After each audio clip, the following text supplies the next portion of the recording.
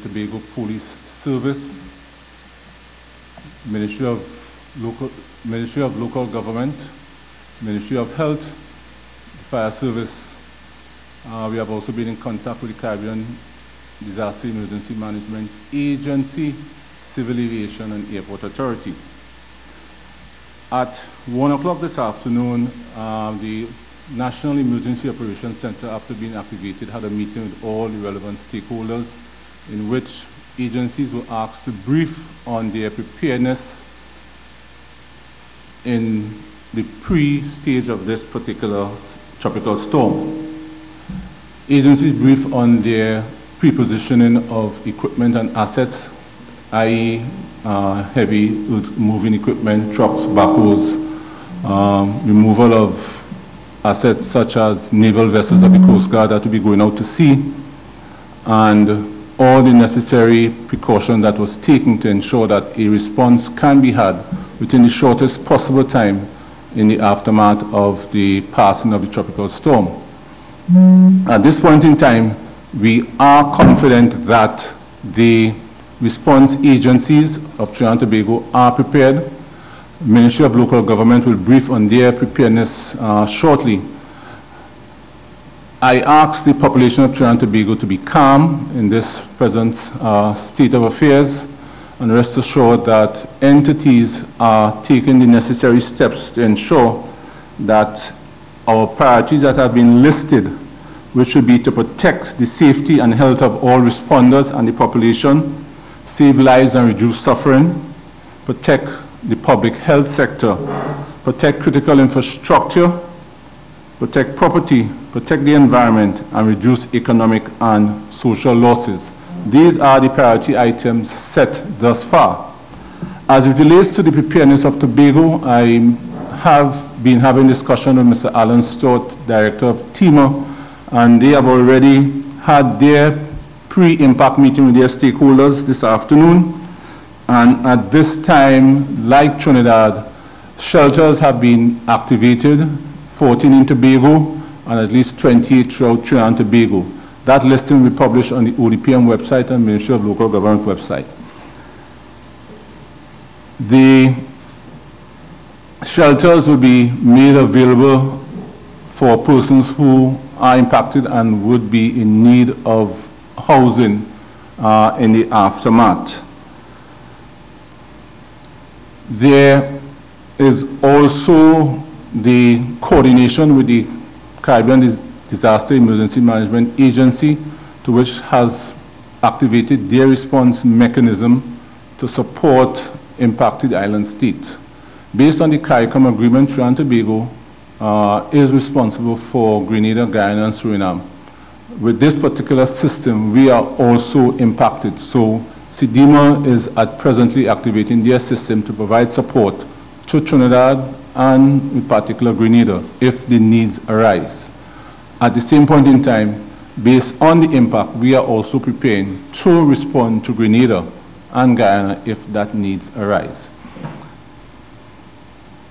The air traffic service has cancelled flights out of Tobago until 05:30 tomorrow, and Grenada has closed all operations effective 8 o'clock tonight to 10 tomorrow. I cannot stress the importance for the population to be calm, for persons to monitor the radio and television, the ODPM website and the Met website. Update your personal protection and family preparedness plan, and identify action items as may be required. Secure your valuables and be vigilant. At this point in time, I would like to pass the mic over to Met Office, who will brief us on the present situation. Ladies and gentlemen.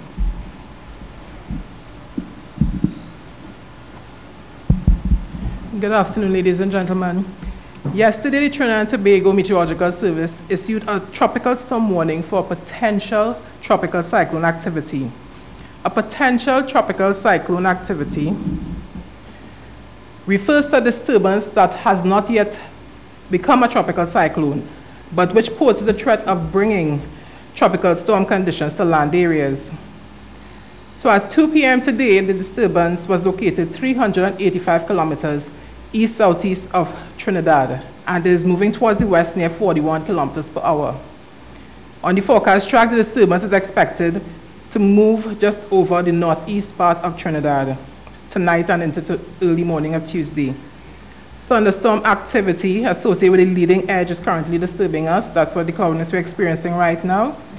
And we are expecting the bulk of the activity to affect us at nightfall. The disturbance is expected to produce a total rainfall accumulation between 50 and 125 millimeters from this afternoon into Tuesday. A hurricane hunter has been deployed, is currently investigating the system, and by this evening we'll know whether it is a tropical storm or not.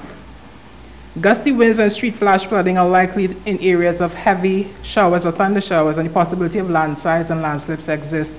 Sea conditions are also anticipated to become very disturbed, which will adversely affect marine and coastline interests. All citizens are advised to closely follow the directions and advice of their disaster emergency managers. At this time, adopt all necessary measures to preserve life and property. Listen closely to the information that we are putting out. Visit our website, download our mobile app, TTPS Office, and follow us on Twitter and Facebook. We'll have an update at 5 o'clock, which you would find out whether it is a tropical storm or not.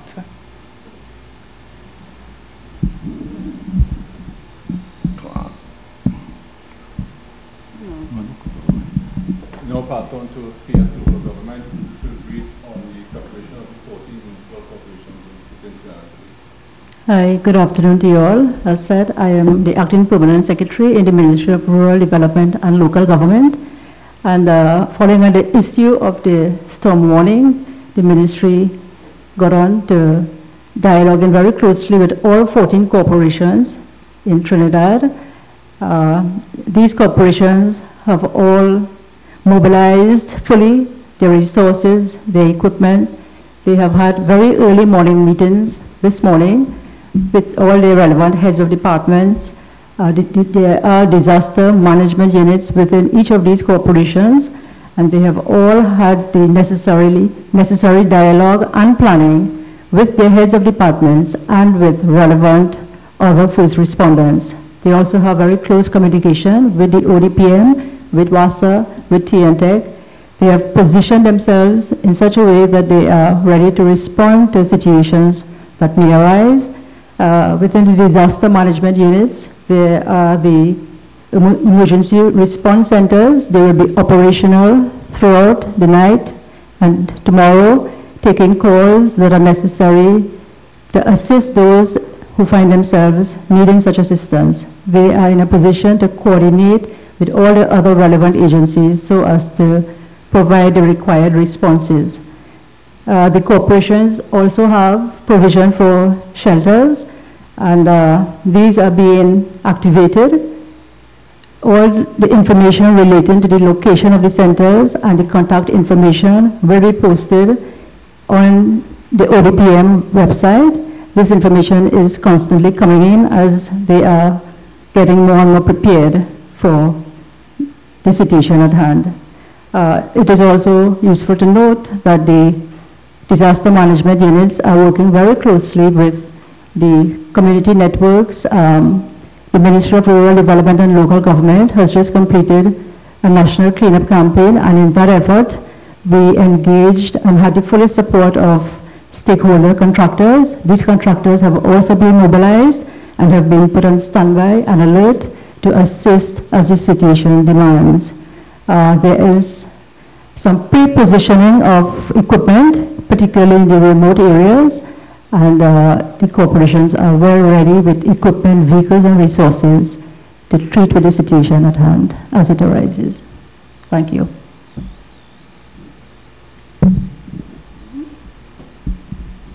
Good afternoon, ladies and gentlemen. On receipt of this information, the police service has given a command to all 9 commanders, so we are on high alert as it relates to response and assisting the 14 corporations in first responding. All officers are being called out at present who are on leave to go to their respective division and stations so that they too can respond, and we will have a cadre of officers ready to act. All officers who are on duty, we will be heightening or intensifying our patrols in the event of loss of electricity, and so the officers are to respond to all calls. We have a VOC set up so that calls coming into the 999 will be directed to the different operational centers so that the officers can respond. As we speak, our vehicles are being in readiness, and trauma kits are being placed in vehicles to assist injured people. Other than that, the police service stands ready, and we are on high alert. All 9 commanders are also on high alert to be able to assist in whatever eventuality may exist.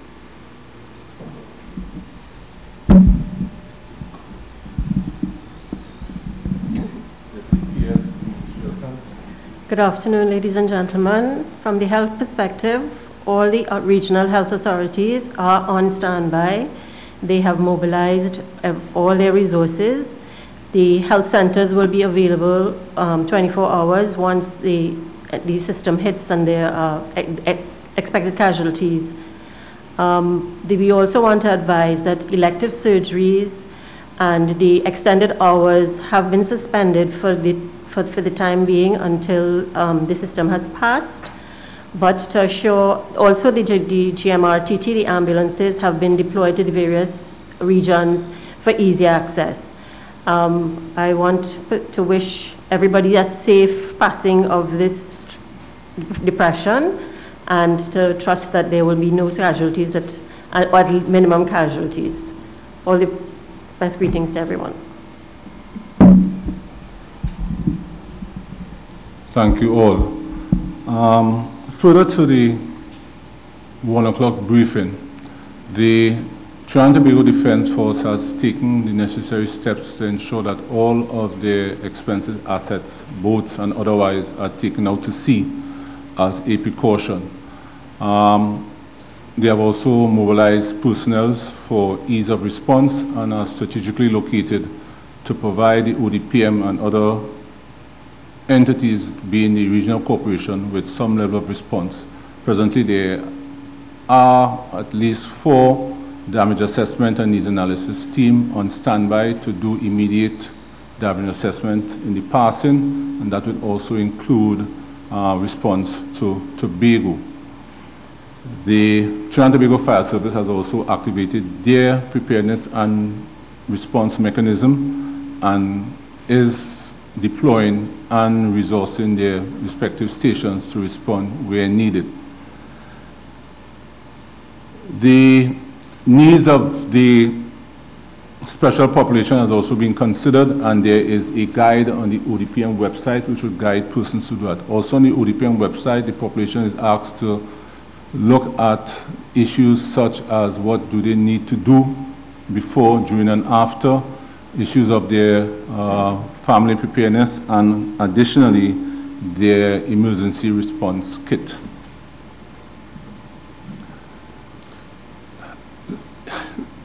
I wish to assure again that all the respective first responding agencies are prepared.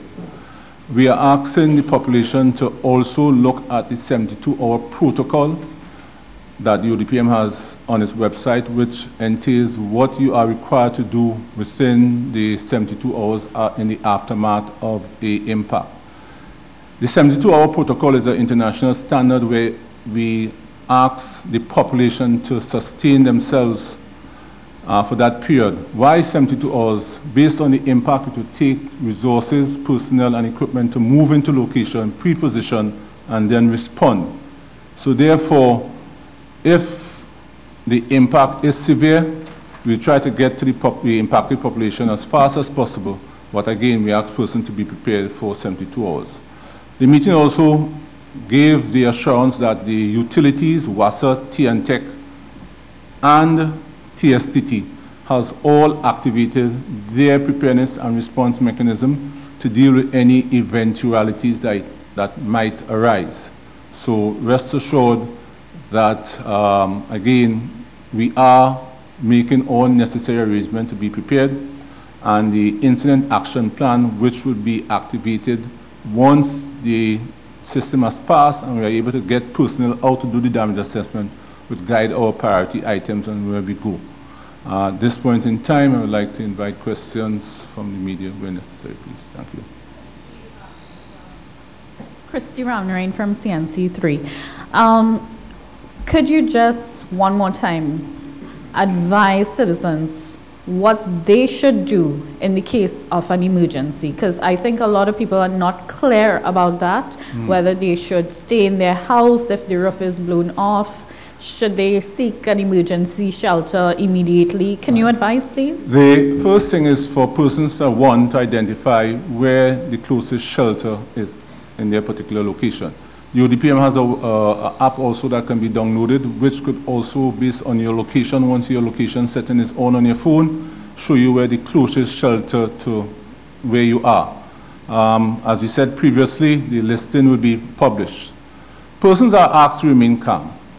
If for some reason one loses their roof, well, then we ask that you seek immediate shelter, either at a neighbor in the first instance, and then through the contact of the Regional Corporation Disaster Management Unit, we then provide some shelter if you are at your home. We ask persons to secure their valuables, as you made the scenario of roof being blown off. So issues of your ID cards, driver's permit, lease, and that sort of thing. We ask persons to secure, waterproof, keep them high. Ensure that you have a level of foodstuff to ask you to rally you through. At this point in time, we are dealing with depression, and we're not sure if we're going to be upgraded to a tropical storm. Upgraded to a tropical storm means that the game plan will basically change, and we're now looking at storm conditions, which means that we can see increased wind. We expect increased rainfall, as said, between 25 to 125 millimeters of rain, but we can see increased wind at this point in time. We expect the wind to be coming out of the east, the west, and basically maybe the northeast. Ensure that your radios, you have portable radios, monitor the website of ODPM and MET, and also the media. And that level of preparation should keep any member of the population tuned in and therefore be prepared. We advise persons not to wander out into the environment. We expect that the passing of the storm should go with it thunder showers. That in itself brings its own danger. So we ask persons even to ensure that your premises are free of debris, that you have battened down your windows, that sort of thing. Secure your pets where they can be secure. If you have to release them, allow that. They will survive on their own and return home where necessary. Persons that has vessels at sea, the normal safety procedures to bring them in. We advise persons not to be driving around also. And therefore, once these advice is adhered to, I am comforted that the population will be safe.